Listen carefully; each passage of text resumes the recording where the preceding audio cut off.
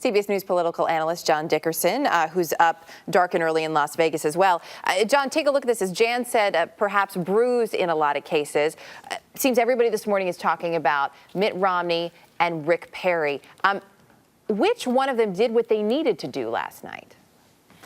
Well, whatever they were serving before the debate, they're now serving it in all the casinos with all the risk-taking and gambling the candidates were doing. Clearly, Rick Perry came to press his case, show passion. He was in Mitt Romney's face a lot of the debate. And he was also, though, sometimes he didn't take the bait, didn't go after Romney. And he took those opportunities to make a forceful case for his energy plan, for his record in Texas.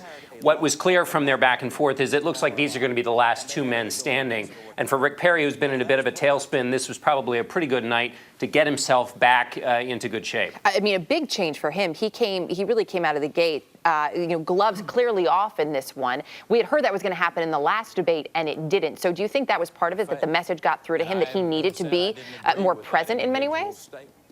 Right. I mean, the clock is ticking. There's less than 3 months before the Iowa caucuses. And also, this is the last debate for 3 weeks. So this was a chance to kind of show that Perry really wants it still. There were some people who said, it looked like at the last debate, he was kind of sinking into the table, that he didn't really want this prize. Well, he looked like he wanted it last night. And that's a beginning of the process for him. He's still got a lot of work to do because he's down in the polls. People are concerned about his record, but this is a start. Herman Cain, of course, has been up in the polls the last couple of weeks, really taking a lot of heat last night for his 999 plan. It was interesting because he seems to really tout the simplicity of it. That is a part of it. Yet he was challenged on it a few times. Did he articulate the simplicity, you think?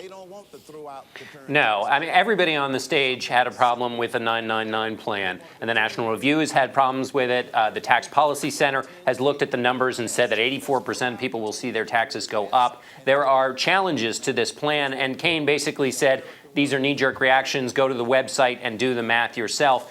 That's not necessarily a sufficient argument, but the question is politically, will it hurt him? A lot of Herman Cain's answers at the last debate were not that substantial, but his numbers went up. Republicans like him the most, and the more they know about him, the more they like him. And the interesting split here will be, even though his answers weren't substantively very full of protein, he still may capture the hearts of Republicans because of his winning style. Hey, John, real quickly, we do have a 3-week break before the next debate. We've been very debate heavy over the last few weeks. How do the candidates use this 3-week break in many ways?